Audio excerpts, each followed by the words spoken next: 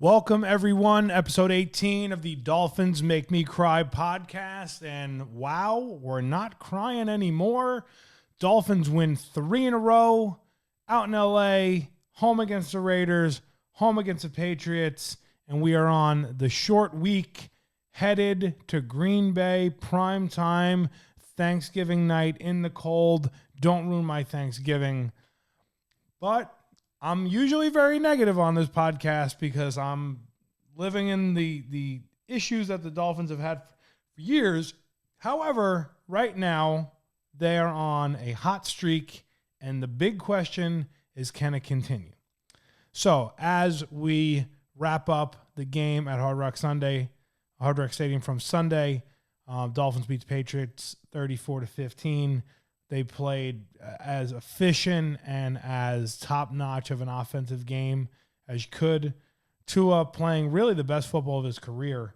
And it's funny, you go back, 2 months ago and, he had a concussion. We wanted him to retire, this, that, and the other thing. But the guy can play. You just hope he stays healthy. But 4 touchdowns, over 300 yards, efficient, 29-40. Made it happen, focused on Jalen Waddle a little bit more in this game. A lot of stuff over the middle. Jonnu Smith again. Still not a lot from Tyreek Hill. And I'm honestly kind of happy about that because I feel like there's so much offensive talent on this team that as we now progress here down the stretch, this offense is showing you that they can do a hell of a lot of different things than they did the last 2 years. And they're much more dynamic and they're much more lethal because it's not just Hill and Waddle down the field deep. Obviously, Tyreek is battling some injury here with his wrist, and he's going to, he's healing up with that. So you almost feel like he's going to probably come on as we now go down this stretch, and he's probably going to become that bigger part of the offense. But it's like, hey, do what works. And then teams will start sleeping on him, and then bang, you're going to hit him with Tyreek. And this might be the game in Green Bay in a big spot where that happens. But again, offensively yesterday, it was really a clinic by Tua. The run game is still, last few weeks, it struggled, 65 yards yesterday. You had the bad fumble that we're going to talk about by Jalen Wright, and what that kind of looked like and why. But overall, look, you beat a bad Patriot team. But again, this Dolphin team, they've shown you they're not the team that loses to bad teams. And there's a lot of teams out there that do. So anybody that wants to, not take the victory or, you beat the Pats and the Raiders and the Rams are okay, whatever. The Texans would take a win yesterday over the Titans that they blew.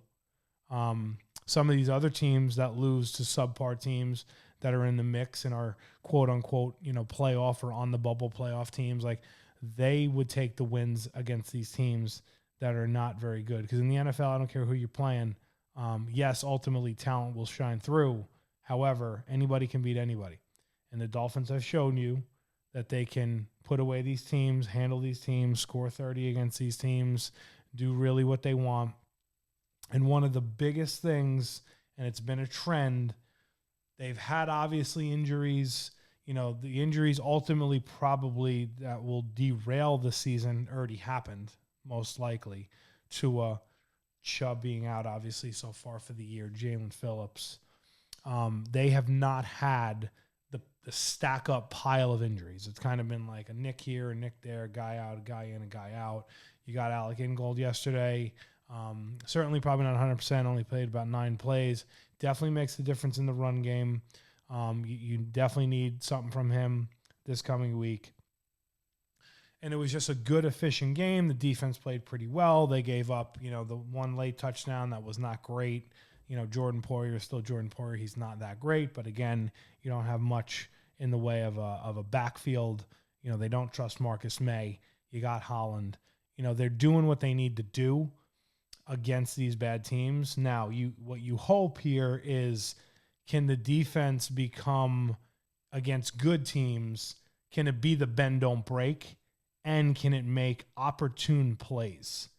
You'd still like to see some more turnovers out of them overall, but they've done a damn good job with Anthony Weaver running the defense for what they have. And you got to give credit, and this is where, and I do it too, Chop Robinson, another sack yesterday. You can see the flashes from him, and he's doing it without the benefit of having Jalen Phillips or Bradley Chubb or somebody dominant on that other side. So you can definitely see he's coming around as he grows. He's a rookie. It's hard. You put these guys in, and pass rushers particularly, they don't usually, come out the gate firing on all cylinders, 12 and a half sacks and, dominating lines of scrimmage. It just usually doesn't happen that way. So you do have to understand him coming along, but he's now starting to have that later season success. It's very similar to what Jalen Phillips had his rookie year. He was kind of close in sacks early, and then he started racking them up towards the end. So he's doing some good things there. You like what you see out of him. It's going to be very, very interesting to see what do they do here defensively on that D-line. Can they stay healthy? Can they stay imposing their will physically against the run? And can they not have breakdowns in the secondary? And now you step up in weight class. You're playing Jordan Love, who's a very talented young quarterback. The Packers, a very good team, already have 8 wins, 8-3. They can play, and they got talent, and you're going to their house. So it's going to be a true litmus test. And the other thing, I'm going to give them a lot of kudos on the Dolphins, is the 2 things that murdered them this season early on, obviously the Tua injury, then the backup quarterback situation, which is still a joke, and then penalties, special teams. I talked about it ad nauseum. They have done a hell of a job in career. I'm insanely critical of penalties and special teams on this team, and I've always have been, but I'm going to give them credit. They've cleaned a lot of it up. Offensively, they've limited the motion because really the offense has evolved to a point where it's just a different offense. It has like the element of what they had the last 2 years, but it's different in the sense that it's more like an efficient offense. And it doesn't need all this trickery and running all over the place. It's just, hey, we got talent. We got Tyreek. We got Waddle. We got Jonnu Smith. We got Odell. We got guys. Let's line up and let's take what the defense gives us and let's utilize Tua to what he's very good at, and that's being deadly accurate. He can hit windows. He's a precision passer. He's making things happen. He's getting the ball out quick. A-Chain's another great example of a weapon from a running back perspective who he's able to throw it out of the backfield. And you can't cover everybody on this team, and that's dangerous. And it's a great thing to see and have. And now, as we move to the typical Dolphins spot where we always get to, we always get here. And again, we said it before, they can beat bad teams. Can they beat playoff teams? It is the bugaboo that this team has dealt with, this current team for 3 years. Teams in the past, I mean, look, the last 20 years, you never had a team as good as this one in the last 3 years. But you could still, in those spots, you'd mess around, you'd beat some of these teams, and then boom, the minute you stepped up in weight class, you used to get blown out. Now you just, usually lose by 10 to 14, 7, whatever. And that's where it leads us now. And before I get there, I just want to say, going back to the Skylar Thompson backup quarterback thing, he comes in one play, poor handoff, Jalen Wright fumbles, both of their fault, and then he's yanked. I mean, we know it's too late in the game at this point, but could somebody please make a call to Daniel Jones? Like, you're not going to have to pay him anything. Now, the problem is going to be you're going to have some competition there, but make the call. Like, if Tua goes down, I mean, forget it. Like, Skylar Thompson, like, I wish they could cut him tomorrow, but they just can't. Now, you don't know the Huntley situation, the injury, where he's at, but they better have some sort of a contingency because he is just god-awful, And he's not an NFL quarterback. He's a practice squad quarterback. And he's basically who you're bringing in mop-up time when you're up by 25 points, whatever it was, and he can't even get a handoff right. Like, I'm sorry, bro. Time's up. The experiment's over. He can't be gone soon enough for me because nice guy, good kid, but don't got it. Sorry. Time to move on. You had 3 years to develop, and it was a failed developmental experiment. You cannot be my backup quarterback anymore. But the problem is you're so late in the game, I don't think they feel that they can get anybody, even if it is Daniel Jones, to come in and learn the offense and be proficient in it and run it if Tua was to go down. So that's kind of the conundrum that the Dolphins find themselves in from a backup quarterback perspective. As we look at the AFC playoff picture, couple of things that hurt you right now is the fact that the Broncos keep winning. They're essentially 2 games ahead of you. Colts lose, which is good. I definitely think you're a better team than the Colts. And, that game, there's so many games you just know that are going to haunt you at the end of this, unless they legitimately go on this run and lose max probably 1 game and find a way in. But you're going to need help. And if the Broncos keep winning, you're dead man walking. But the Colts, they own that tiebreaker, but now you're a game up on them. So that's helpful. But that's a game, man. You want to talk about a killer. That game, they had no business losing that game. And we'll go back to these, I know as we look back at this in hindsight, Cardinal game, Colts game, Bills game. Could you give me one of them? If you gave me one of them, we're right in the thick of it. And now that margin of error is very, very small. And, a lot of people, they talk about the Dolphins and you get drunk in the moment. Look, are they on a run? Are they going to continue on a run? Yeah, probably. But will the run be enough? Because the run, I don't want to say it's got to be flawless, but if the Broncos keep winning, it does need to be flawless. Now, it's hard to analyze schedules. The schedule doesn't look what it looked like, back in August. But Green Bay short week in the cold. Home for the Jets after we'll call it your mini bye, being on the Thursday night.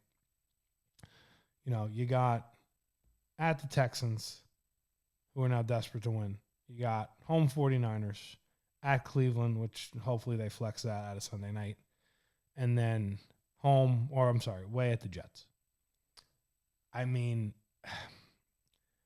Do I think they're going to have a winning record there? Absolutely. I think, do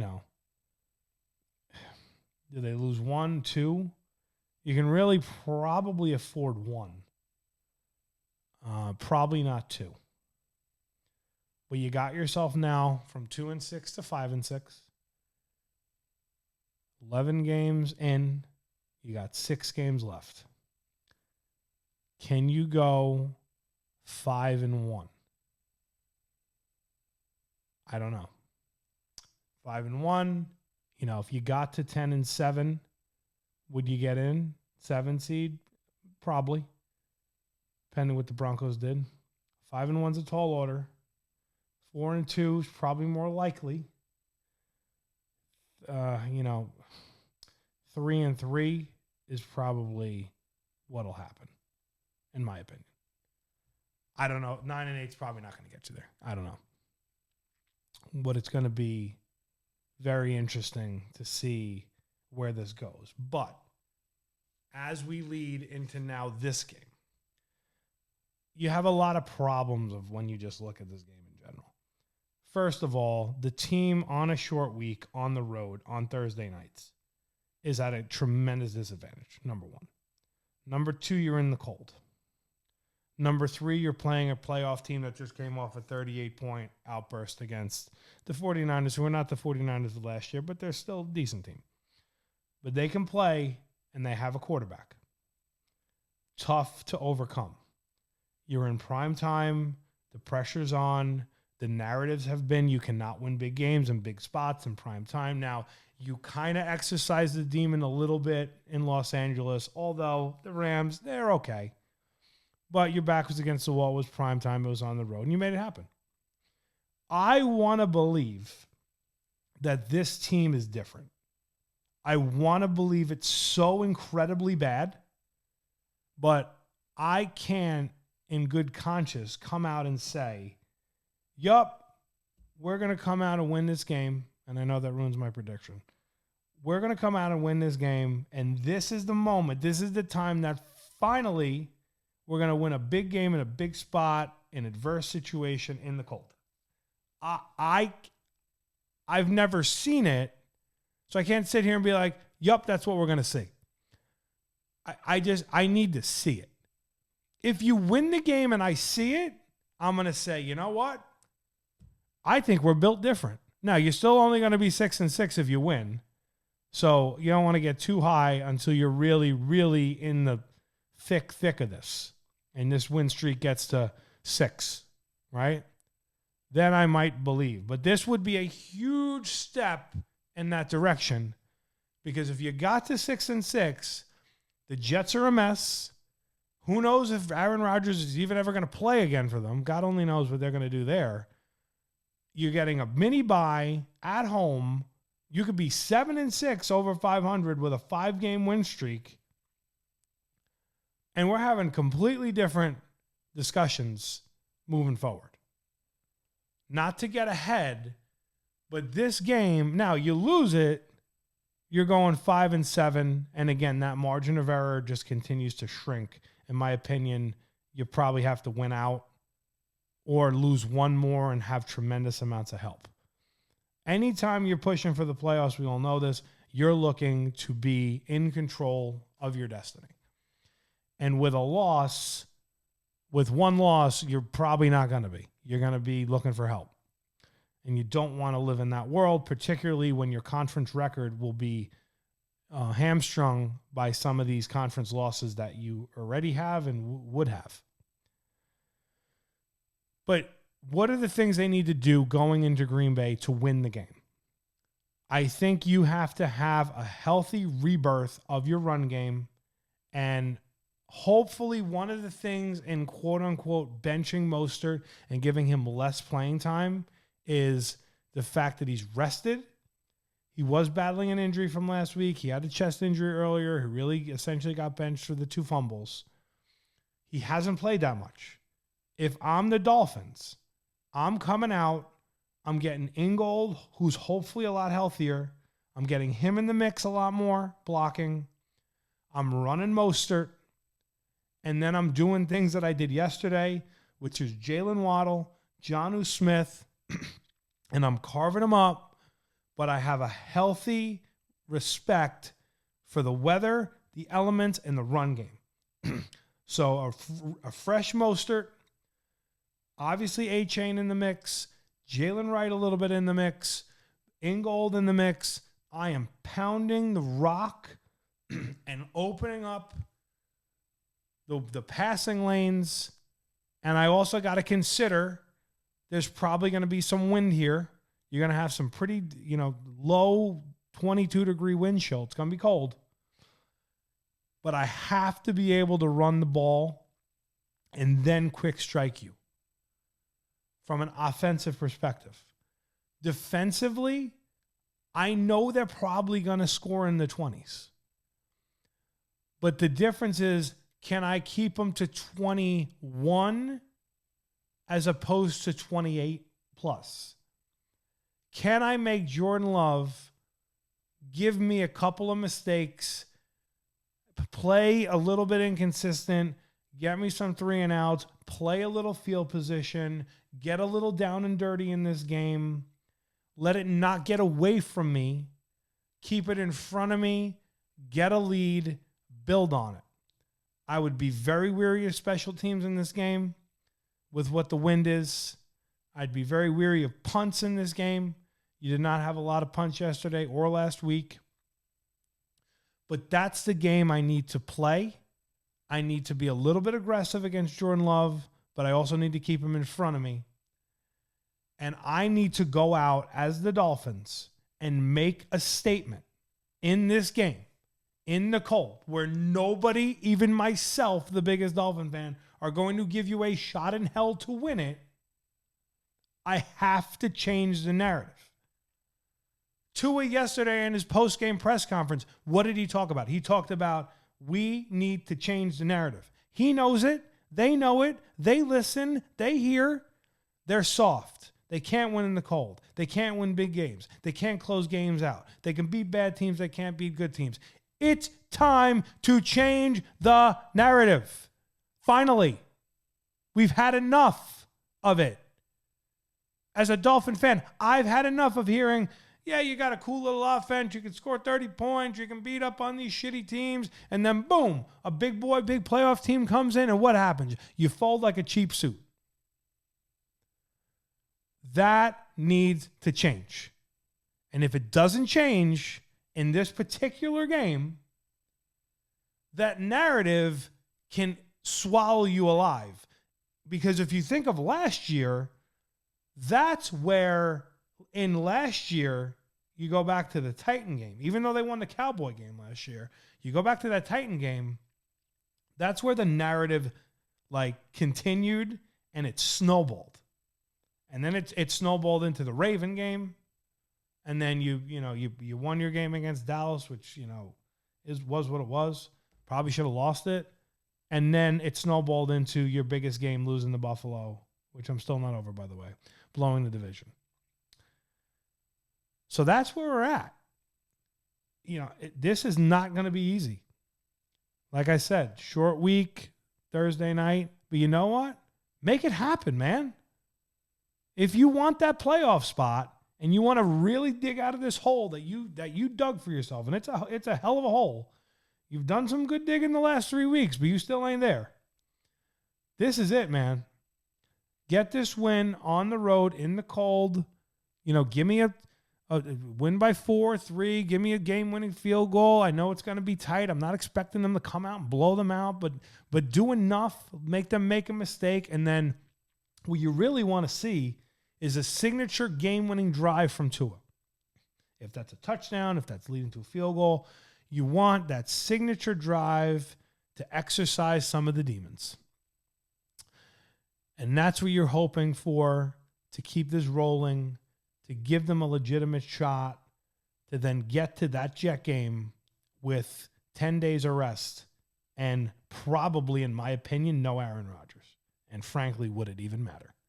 And again, go out and beat a team that you're better than to be over 500. And then, okay, we'll go and take our chances again in Houston against another playoff team, but a playoff team that has some struggles.